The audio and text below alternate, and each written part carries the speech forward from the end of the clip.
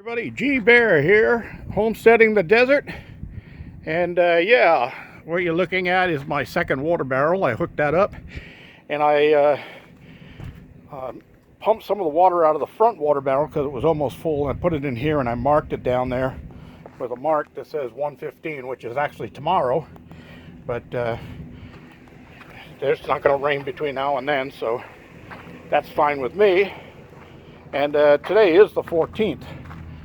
But I want to show you how I pumped it out of here, and that was the top mark was the mark I showed you before, and the water was way up here. But I drained that much out and I marked that one also, so I know how much water was in it before the next rain, which is supposed to come Friday. And let me get this bunghole cover back on, and we'll move around here. I've got to do this quickly because I've got a job to go to, and a paying job, that is. And I spent a little overtime on the ATV today grading. I'm going to show you what I got done over here. Here's the layout for where the new container will go. And the strings on both sides here are actually 5.5 inches wider than the container will be, and that's I'm sorry, 5 inches wider. That's a 2.5 inch wide board right there, so that'll be a spacer. That gives him a little playroom when he's backing the thing in. So I'm going to want it, the face of it right on the F right there on the stake. You'll see that. So that would be this side of the door area, and the two back ones there are even with the back end. Now, this is all fine graded already, and I've got my level right here, and I'm going to go real quick on this because, like I said, I'm running short of time and I got to get going to my other job. But I want to show you something here, and if we drop that down on there,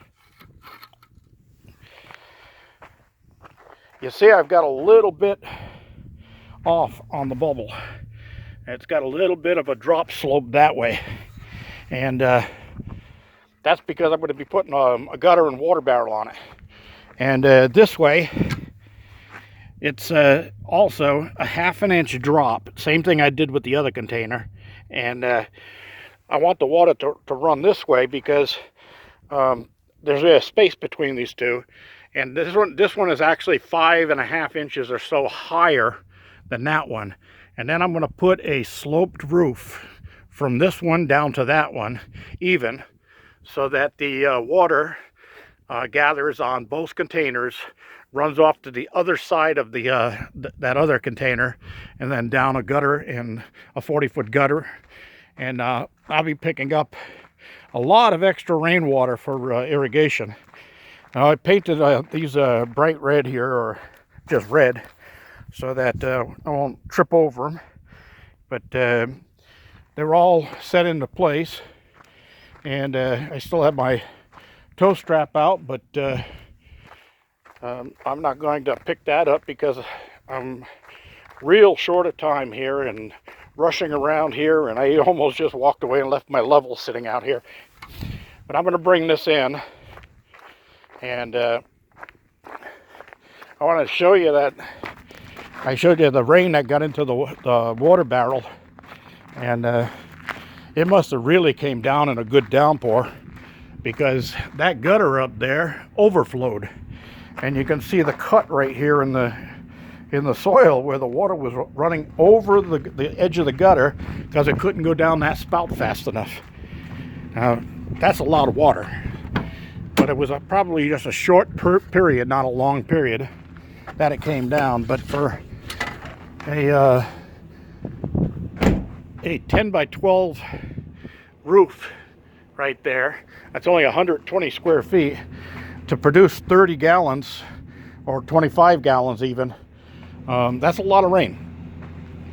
So I wanted to show you all that. I'm all locked up, and I cleaned up as best I could inside, and I didn't get to clean myself. I'm filthy here, but that's because I was grading down at the end of the road.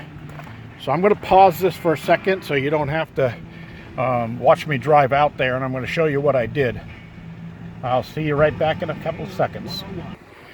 Okay, so I'm back here, and I was working on this for 7 hours, cutting that hump out and trying to get a nice gradual grade coming in from the road. And I widened this road. Geez, I got about 25 feet of width here at the base now. So to make it easier for him to swing in, and you can see how many times I went up and down here, back and forth, cutting this and moving a lot of dirt. And I still got a lot to move, so I'm going to need at least another 7 hours of work out here before I get this thing done. And we got somebody coming down the road here, but I left a rock out in the road, so I'm going to go out here and get it out of the way and toss it. I tried grading off the road as best I could, but you see I still have a big hump here, and I've got to push this hump and all of that stuff back that way and back that way, so that it's a gradual slope as he comes in like this and turns. And there's a hole right there anyway, so I want to fill that in, raise it up a little bit. And I guess I should thank the county for all the extra earth that they gave me. It doesn't make more property, it just makes higher property. Anyway, that's about it. As you can see, the sun is starting to go down here. It's late in the afternoon, and I've got to get going to my job. So G Bear signing off from another episode of Homesteading the Desert.